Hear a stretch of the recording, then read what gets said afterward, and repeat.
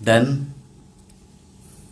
mulalah pada hari Jumaat 1 Jun 1453, Hagia Sophia, gereja terbesar Eropah, dunia pun, telah bertukar menjadi masjid dan menjadi pusat peradaban dunia. Masa saya buat kajian tentang muda-muda dulu, banyak manuskrip yang tulisan Arab klasik yang saya rujuk daripada Hagia Sophia.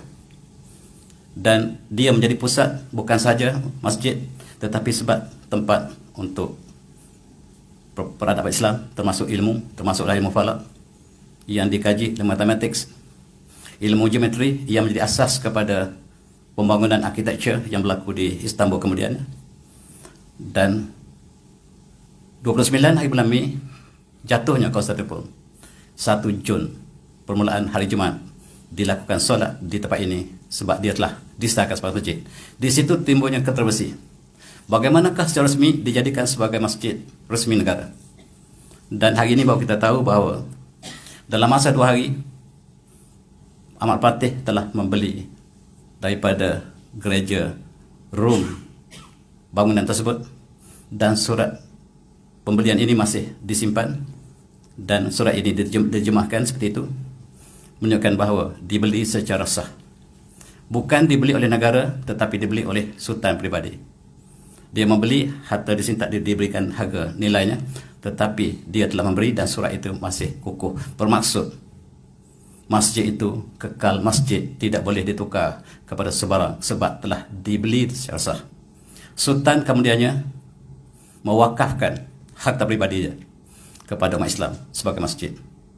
Dan dalam hari khutbah pertama, ini khutbah yang diberikan oleh Sultan Al-Fatih dalam bahasa Arab. Dengar khutbah yang pertama. Saya terjemahkan secara mudah. Ini surat watikah yang saya ingin seluruh umat Islam mendengarnya. Bahawanya sesungguhnya hari ini Hagia Sophia telah resmi menjadi masjid. Tiada siapa yang boleh mengubah status ini. Dan ketahuilah, sekiranya dalam masa yang akan datang ada sesiapa yang cuba menukarkan status Hagia Sophia sebagai masjid Hagia Sophia, maka semoga Allah laknat ke atasnya. Aku fi hudurikum jami'an annaku yakunu itabat akbar anwar haram waqtabat ithman, dan mereka telah melakukan dosa yang sangat besar apabila saya isytiharkan bahawa Hagia Sophia ialah masjid dan tidak akan bertukar status sampai bila-bila.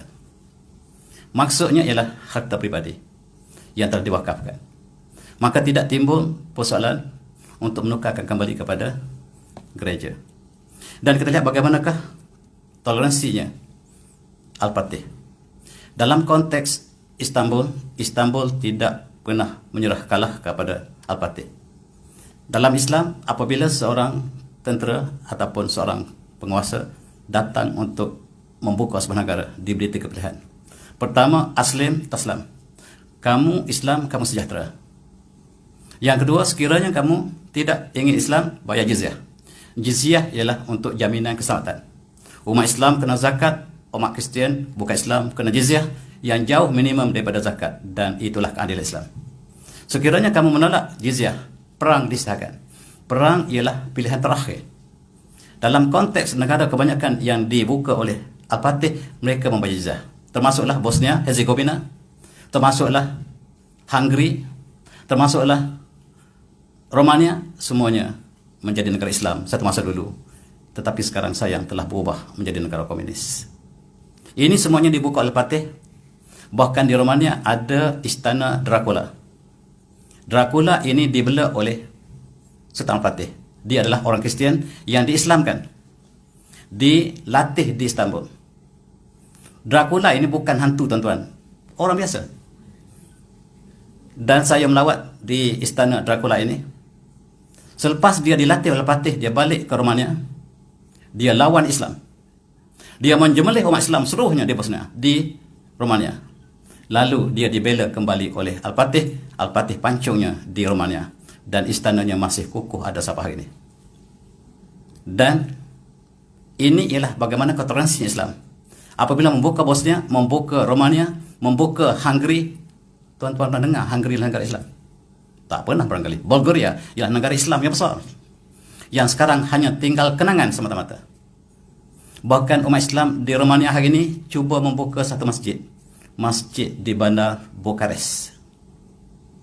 Dinafikan oleh penduduknya. Sampai hari ini masjid telah siap, tempat sudah siap, tidak dibenarkan untuk bangun. Sedangkan negara itu pernah menjadi negara Islam. Itulah transi Islam dengan bukan Islam. Kita lihat bagaimanakah bosnya, Al-Fatih, membukanya dengan begitu toleransi.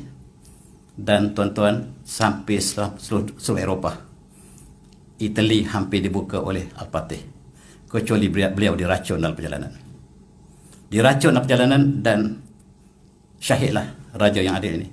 Ini ialah kuburnya yang berada di Bursa, tuan-tuan yang pernah melawatnya. Dan Eropah bergembira sebab jatuhnya raja yang sangat perkasa ini.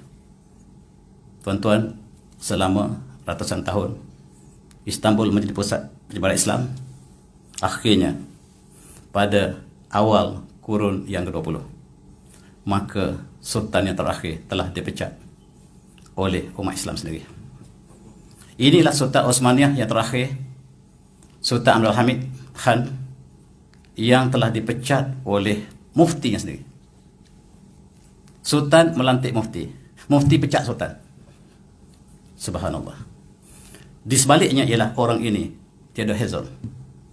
Herzl memainkan peranan, mengatakan sultan sangat zalim, sultan harus dipecat sebab dia telah melakukan zalim. Yang melakukan zalim ialah orang Yahudi.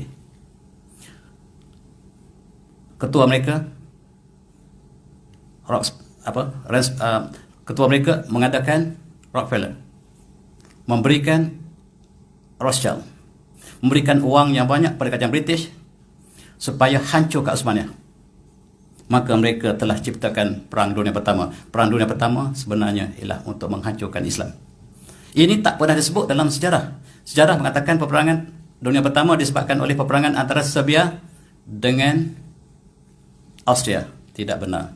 Sebenarnya dirangka oleh Yahudi untuk menghancurkan Islam sebab Yahudi ini ingin mengambil Palestin tetapi ditolak oleh Sultan Osmaniyah.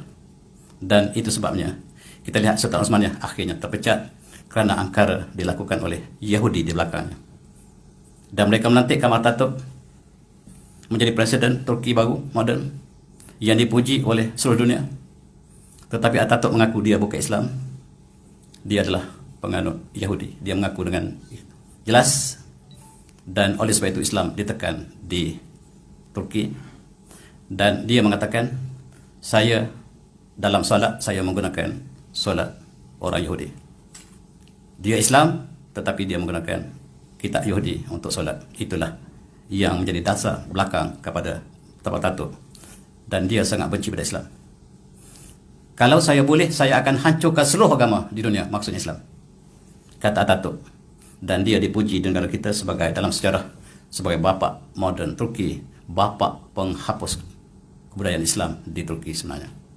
Dan bagaimanakah mereka yang terlibat dengan Islam, termasuklah pengikut-pengikut Said Nursi, berzaman Said Nursi, dicari, dibunuh dan sebagainya, sehingga murid-murid mereka pakai serban daripada kapan, kapan. Orang Turki, bila kita lihat serban mereka besar, itu kapan. Maksudnya mereka ready untuk mati bila-bila masa. Bila pakai serban, maksudnya mereka bersedia untuk mati bila-bila masa. Sultan Al-Fatih memakai serban yang sama. Tengok balik gambar dia tadi. Gambar dia tadi, dia memakai kapan. Ini kain kapan.